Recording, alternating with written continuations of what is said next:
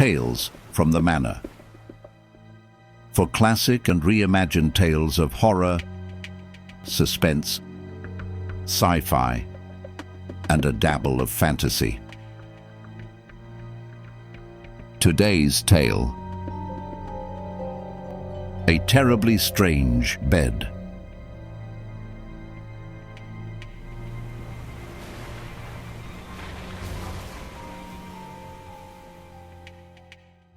A terribly strange bed.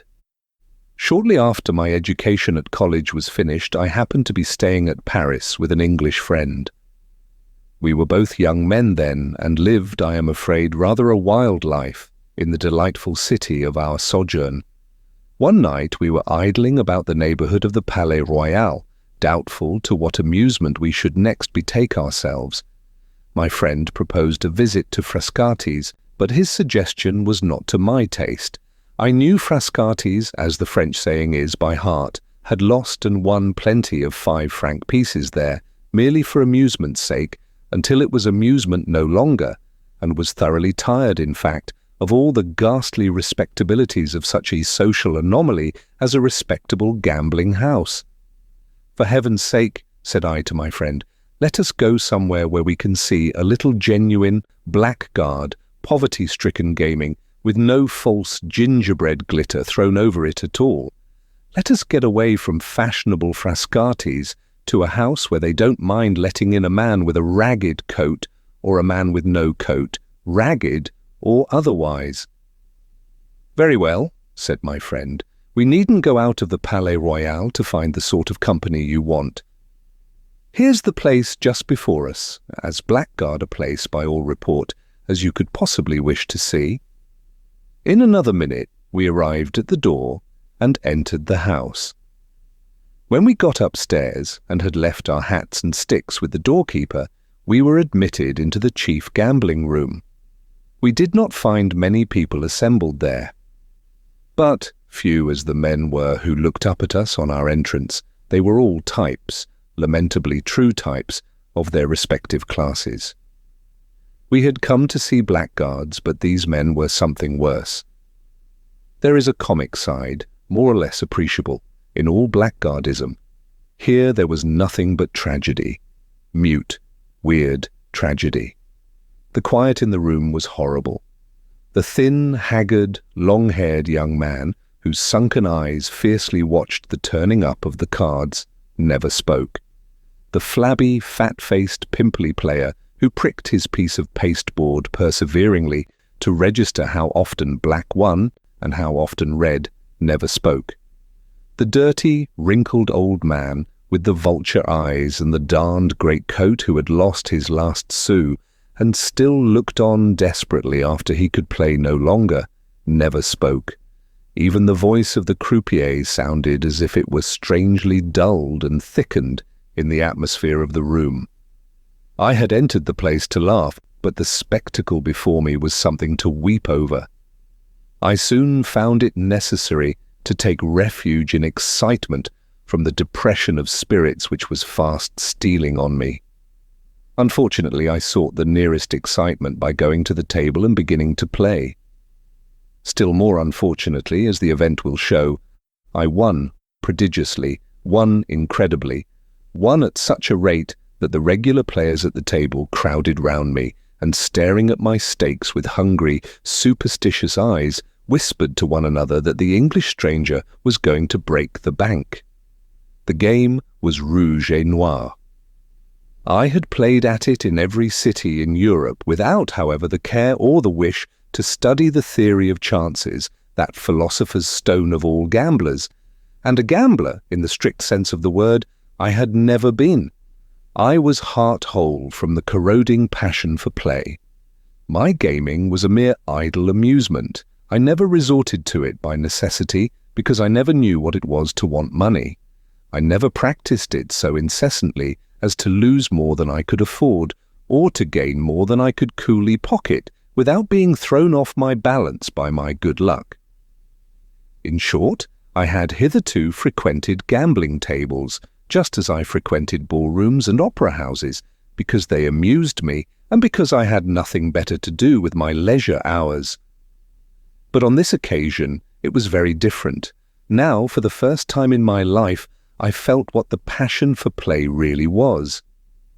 My successes first bewildered, and then, in the most literal meaning of the word, intoxicated me. Incredible as it may appear, it is nevertheless true that I only lost when I attempted to estimate chances and played according to previous calculation. If I left everything to luck and staked without any care or consideration, I was sure to win in the face of every recognized probability in favor of the bank. At first, some of the men present ventured their money safely enough on my colour, but I speedily increased my stakes to sums which they dared not risk.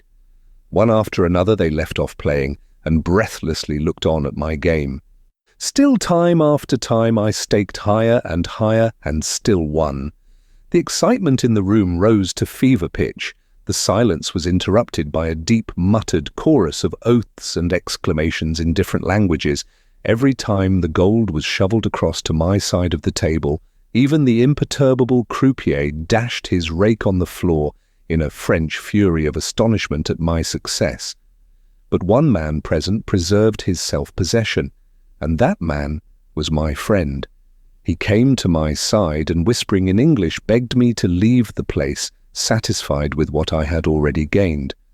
I must do him the justice to say that he repeated his warnings and entreaties several times, and only left me and went away.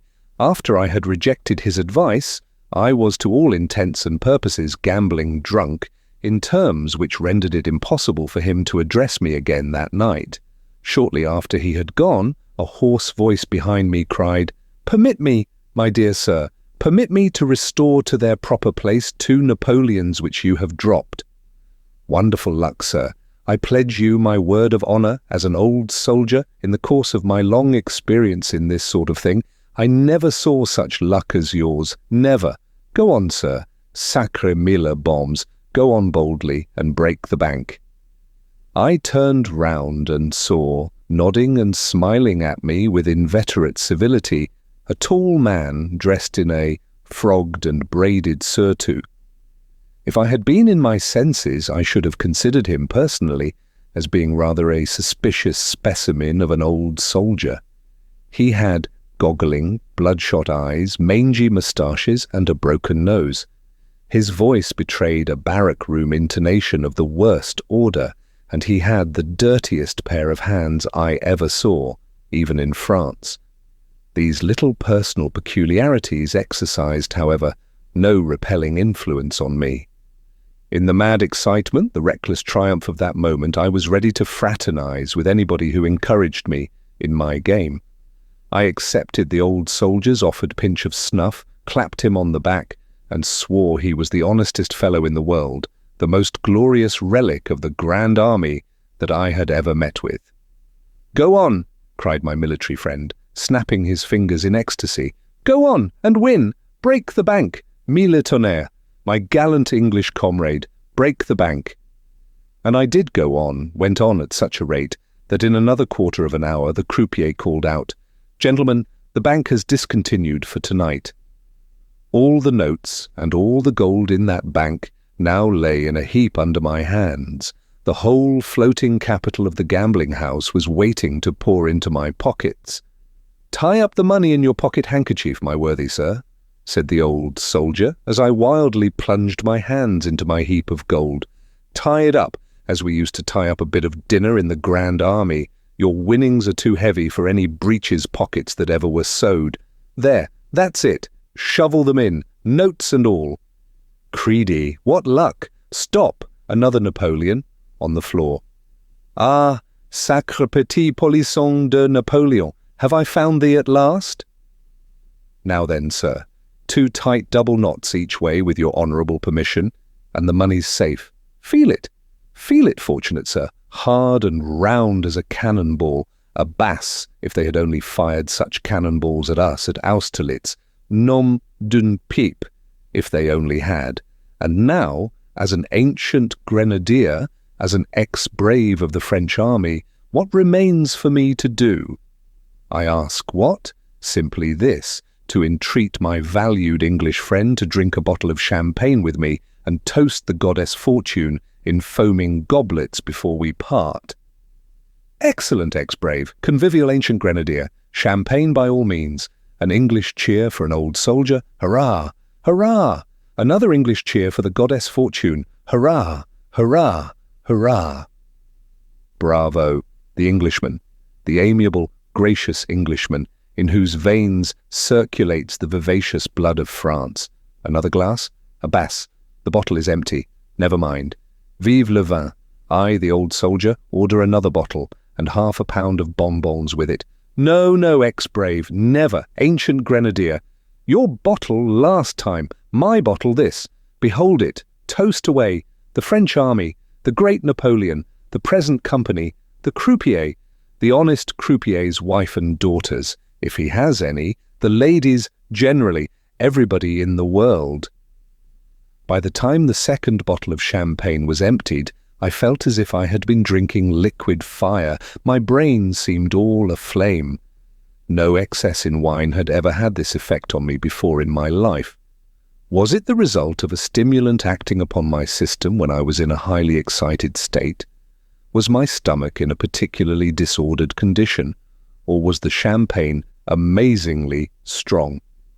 "Ex-brave of the French army," cried I, in a mad state of exhilaration, "I am on fire. How are you? You have set me on fire. Do you hear, my hero of Austerlitz? Let us have a third bottle of champagne to put the flame out." The old soldier wagged his head, rolled his goggle eyes, until I expected to see them slip out of their sockets, placed his dirty forefinger by the side of his broken nose, solemnly ejaculated, "Coffee," and immediately ran off into an inner room. The word pronounced by the eccentric veteran seemed to have a magical effect on the rest of the company present. With one accord, they all rose to depart. Probably they had expected to profit by my intoxication, but finding that my new friend was benevolently bent on preventing me from getting dead drunk, had now abandoned all hope of thriving pleasantly on my winnings. Whatever their motive might be, at any rate, they went away in a body. When the old soldier returned and sat down again opposite to me at the table, we had the room to ourselves. I could see the croupier in a sort of vestibule which opened out of it, eating his supper in solitude. The silence was now deeper than ever. A sudden change, too, had come over the ex-brave. He assumed a portentously solemn look, and when he spoke to me again, his speech was ornamented by no oaths, enforced by no finger-snapping, enlivened by no apostrophes or exclamations. "Listen, my dear sir," said he in mysteriously confidential tones. "Listen to an old soldier's advice. I have been to the mistress of the house, a very charming woman, with a genius for cookery, to impress on her the necessity of making us some particularly strong and good coffee. You must drink this coffee in order to get rid of your little amiable exaltation of spirits before you think of going home. You must, my good and gracious friend. With all that money to take home tonight, it is a sacred duty to yourself to have your wits about you. You are known to be a winner to an enormous extent by several gentlemen present tonight, who, in a certain point of view, are very worthy and excellent fellows, but they are mortal men, my dear sir, and they have their amiable weaknesses.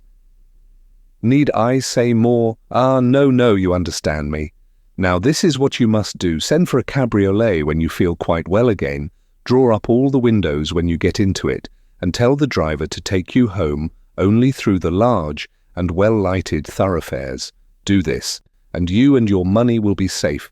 Do this, and tomorrow you will thank an old soldier for giving you a word of honest advice." Just as the ex-brave ended his oration in very lachrymose tones, the coffee came in, ready, poured out in 2 cups. My attentive friend handed me one of the cups with a bow. I was parched with thirst, and drank it off at a draught. Almost instantly afterward I was seized with a fit of giddiness, and felt more completely intoxicated than ever. The room whirled round and round furiously. The old soldier seemed to be regularly bobbing up and down before me like the piston of a steam engine. I was half deafened by a violent singing in my ears. A feeling of utter bewilderment, helplessness, idiocy overcame me. I rose from my chair, holding on by the table to keep my balance, and stammered out that I felt dreadfully unwell, so unwell that I did not know how I was to get home. "My dear friend," answered the old soldier, and even his voice seemed to be bobbing up and down as he spoke. "My dear friend, it would be madness to go home in your state. You would be sure to lose your money. You might be robbed and murdered with the greatest ease. I am going to sleep here. Do you sleep here too? They make up capital beds in this house. Take one, sleep off the effects of the wine, and go home safely with your winnings tomorrow. Tomorrow, in broad daylight." I had but two ideas left. One, that I must never let go hold of my handkerchief full of money. The other, that I must lie down somewhere immediately and fall off into a comfortable sleep. So I agreed to the proposal about the bed, and took the offered arm of the old soldier, carrying my money with my disengaged hand. Preceded by the croupier, we passed along some passages and up a flight of stairs into the bedroom which I was to occupy.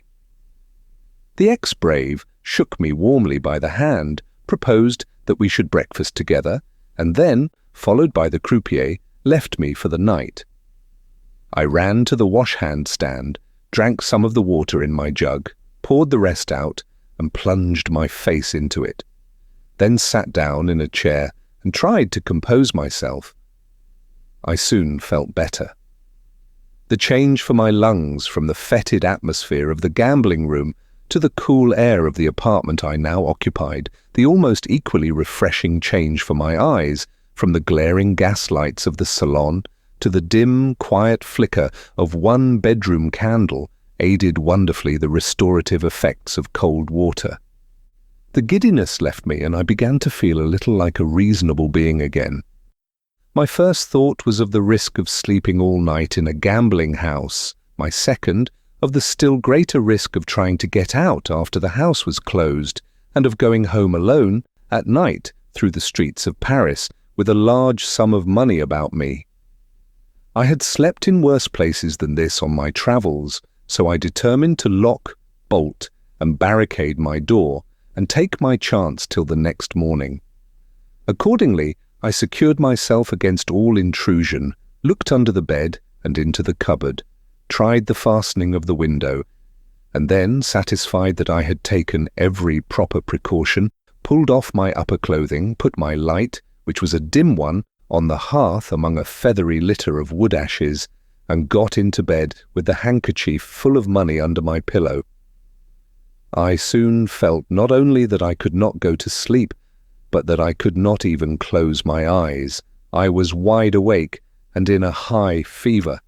Every nerve in my body trembled, every one of my senses seemed to be preternaturally sharpened. I tossed and rolled and tried every kind of position, and perseveringly sought out the cold corners of the bed, and all to no purpose. Now I thrust my arms over the clothes, now I poked them under the clothes, now I violently shot my legs straight out down to the bottom of the bed, now I convulsively coiled them up as near my chin as they would go. Now I shook out my crumpled pillow, changed it to the cool side, patted it flat, and lay down quietly on my back.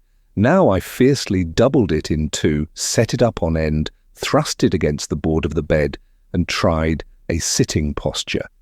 Every effort was in vain. I groaned with vexation as I felt that I was in for a sleepless night. What could I do? I had no book to read, and yet unless I found out some method of diverting my mind, I felt certain that I was in the condition to imagine all sorts of horrors, to rack my brain with forebodings of every possible and impossible danger. In short, to pass the night in suffering all conceivable varieties of nervous terror.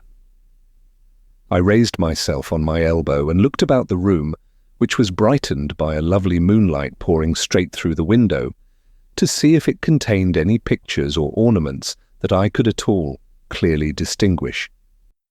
While my eyes wandered from wall to wall, a remembrance of Le Maistre's delightful little book, Voyage autour de ma chambre, occurred to me.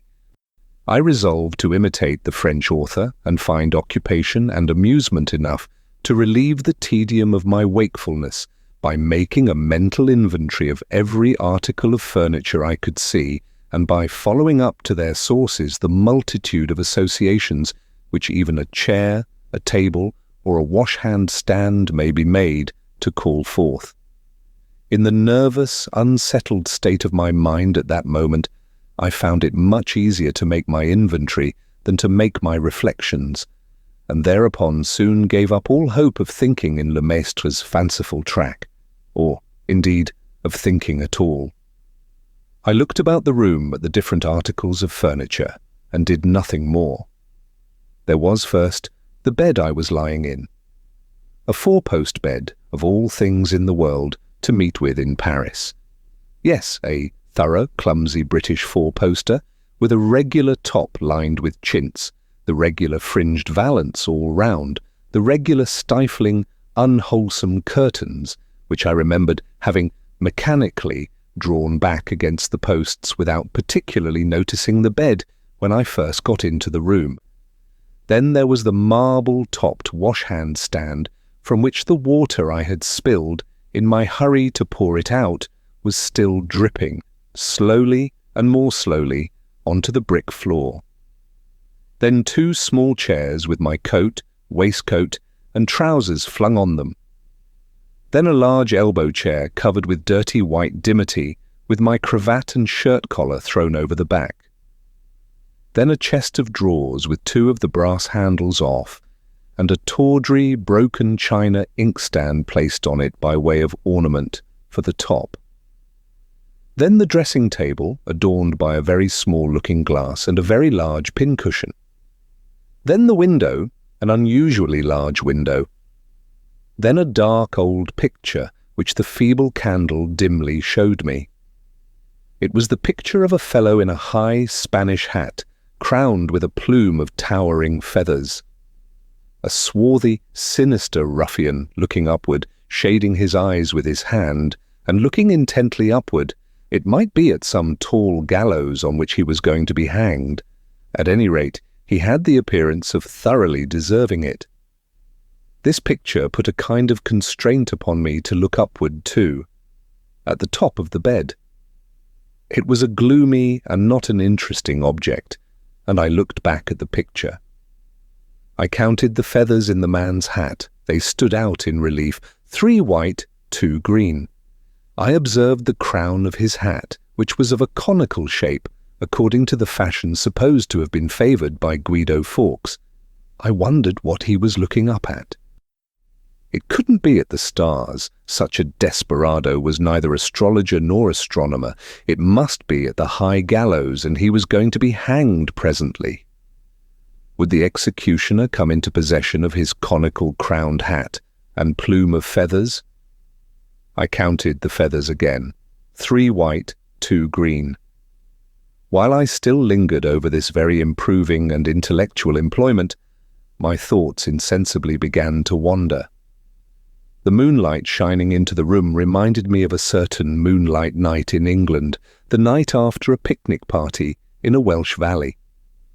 Every incident of the drive homeward through lovely scenery, which the moonlight made lovelier than ever, came back to my remembrance, though I had never given the picnic a thought for years, though if I had tried to recollect it, I could certainly have recalled little or nothing of that scene long past. Of all the wonderful faculties that help to tell us we are immortal, which speaks the sublime truth more eloquently than memory.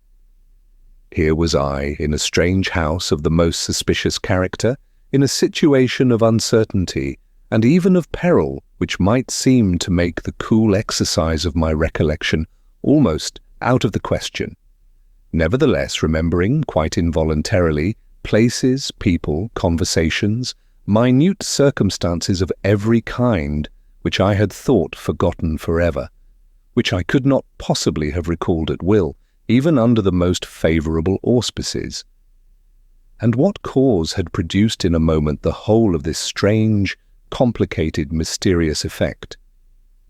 Nothing but some rays of moonlight shining in at my bedroom window.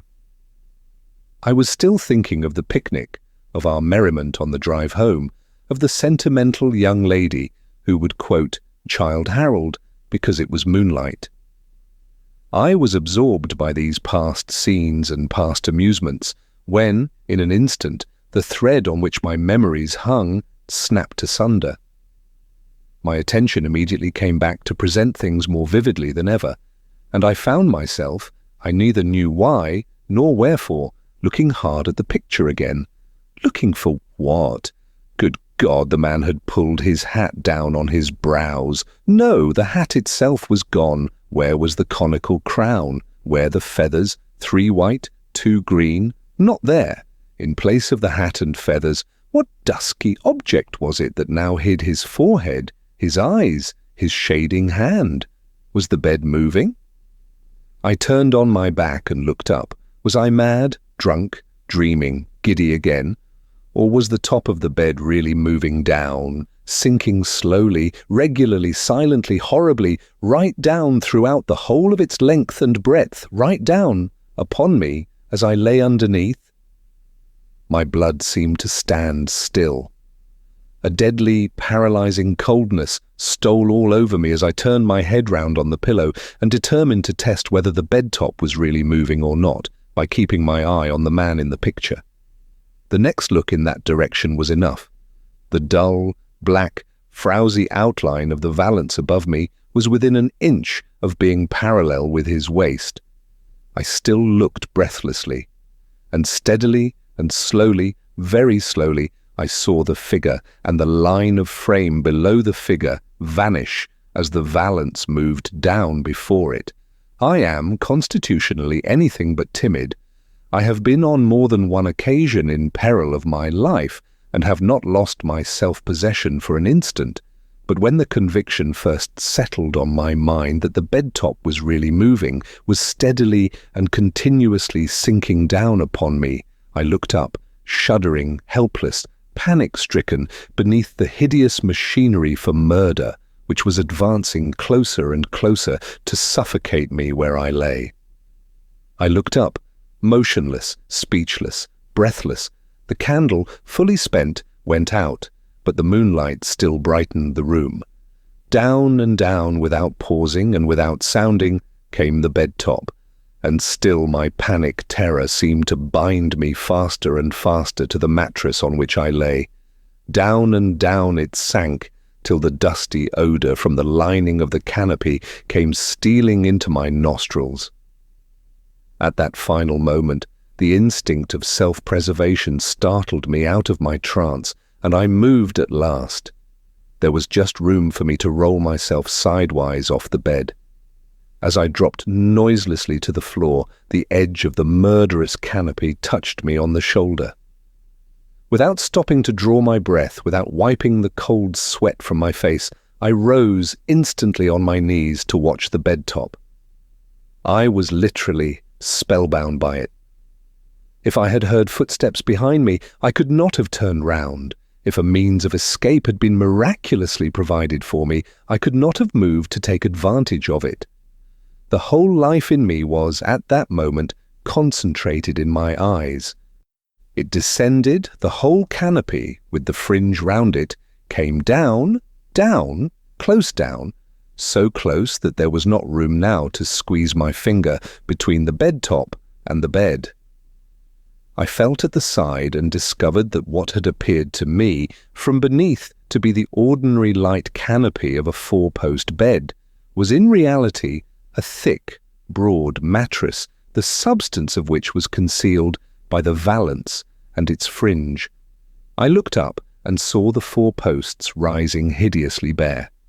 In the middle of the bed top was a huge wooden screw that had evidently worked it down through a hole in the ceiling, just as ordinary presses are worked down on the substance selected for compression. The frightful apparatus moved without making the faintest noise. There had been no creaking as it came down, There was now not the faintest sound from the room above. Amidst a dead and awful silence I beheld before me, in the 19th century, and in the civilized capital of France, such a machine for secret murder by suffocation as might have existed in the worst days of the Inquisition, in the lonely inns among the Harz Mountains, in the mysterious tribunals of Westphalia. Still as I looked on it, I could not move, I could hardly breathe, but I began to recover the power of thinking, and in a moment I discovered the murderous conspiracy framed against me in all its horror. My cup of coffee had been drugged, and drugged too strongly. I had been saved from being smothered by having taken an overdose of some narcotic. How I had chafed and fretted at the fever fit which had preserved my life by keeping me awake. How recklessly I had confided myself to the two wretches who had led me into this room, determined, for the sake of my winnings, to kill me in my sleep by the surest and most horrible contrivance for secretly accomplishing my destruction. How many men, winners like me, had slept, as I had proposed to sleep, in that bed, and had never been seen or heard of more. I shuddered at the bare idea of it, but ere long all thought was again suspended by the sight of the murderous canopy moving once more. After it had remained on the bed, as nearly as I could guess, about 10 minutes, it began to move up again. The villains who worked it from above evidently believed that their purpose was now accomplished. Slowly and silently as it had descended, that horrible bed top rose toward its former place. When it reached the upper extremities of the 4 posts, it reached the ceiling too. Neither hole nor screw could be seen. The bed became in appearance an ordinary bed again, the canopy an ordinary canopy, even to the most suspicious eyes. Now, for the first time, I was able to move, to rise from my knees, to dress myself in my upper clothing, and to consider of how I should escape. If I betrayed by the smallest noise that the attempt to suffocate me had failed, I was certain to be murdered. Had I made any noise already? I listened intently, looking toward the door. No footsteps in the passage outside, no sound of a tread, light or heavy, in the room above. Absolute silence everywhere. Besides locking and bolting my door, I had moved an old wooden chest against it, which I had found under the bed. To remove this chest, my blood ran cold as I thought of what its contents might be, without making some disturbance was impossible, and moreover, to think of escaping through the house, now barred up for the night, was sheer insanity. Only one chance was left me, the window. I stole to it on tiptoe. My bedroom was on the first floor above an entresol and looked into the back street. I raised my hand to open the window, knowing that on that action hung, by the merest hairbreadth, my chance of safety. They keep vigilant watch in a house of murder. If any part of the frame cracked, if the hinge creaked, I was a lost man. It must have occupied me at least 5 minutes, reckoning by time, 5 hours reckoning by suspense, to open that window. I succeeded in doing it silently, in doing it with all the dexterity of a housebreaker, and then looked down into the street. To leap the distance beneath me would be almost certain destruction. Next I looked round at the sides of the house. Down the left side ran a thick water pipe. It passed close by the outer edge of the window. The moment I saw the pipe, I knew I was saved. My breath came and went freely for the first time since I had seen the canopy of the bed moving down upon me. To some men the means of escape which I had discovered might have seemed difficult and dangerous enough. To me the prospect of slipping down the pipe into the street did not suggest even a thought of peril. I had always been accustomed by the practice of gymnastics to keep up my schoolboy powers as a daring and expert climber, and knew that my head, hands and feet would serve me faithfully in any hazards of ascent or descent. I had already got one leg over the windowsill when I remembered the handkerchief filled with money under my pillow. I could well have afforded to leave it behind me, but I was revengefully determined that the miscreants of the gambling house should miss their plunder as well as their victim. So I went back to the bed and tied the heavy handkerchief at my back by my cravat. Just as I had made it tight and fixed it in a comfortable place, I thought I heard a sound of breathing outside the door. The chill feeling of horror ran through me again as I listened. No. Dead silence, still in the passage. I had only heard the night air blowing softly into the room. The next moment I was on the windowsill, and the next I had a firm grip on the water pipe with my hands and knees. I slid down into the street easily and quietly, as I thought I should, and immediately set off at the top of my speed to a branch prefecture of police, which I knew was situated in the immediate neighbourhood. A sub-prefect and several picked men among his subordinates happened to be up, maturing, I believe, some scheme for discovering the perpetrator of a mysterious murder which all Paris was talking of just then. When I began my story, in a breathless hurry and in very bad French, I could see that the sub-prefect suspected me of being a drunken Englishman who had robbed somebody, but he soon altered his opinion as I went on, and before I had anything like concluded, he shoved all the papers before him into a drawer, put on his hat, supplied me with another, for I was bareheaded, ordered a file of soldiers, desired his expert followers to get ready all sorts of tools for breaking open doors and ripping up brick flooring, and took my arm in the most friendly and familiar manner possible to lead me with him out of the house. I will venture to say that when the sub-prefect was a little boy and was taken for the first time to the play, he was not half as much pleased as he was now at the job in prospect for him at the gambling house.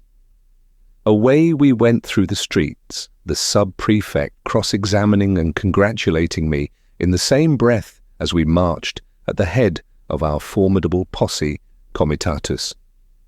Sentinels were placed at the back and front of the house. The moment we got to it, a tremendous battery of knocks was directed against the door. A light appeared at a window. I was told to conceal myself behind the police. Then came more knocks and a cry of, "Open in the name of the law!" At that terrible summons, bolts and locks gave way before an invisible hand, and the moment after the sub-prefect was in the passage, confronting a waiter, half-dressed and ghastly pale. This was the short dialogue which immediately took place. "We want to see the Englishman who is sleeping in this house." "He went away hours ago." "He did no such thing.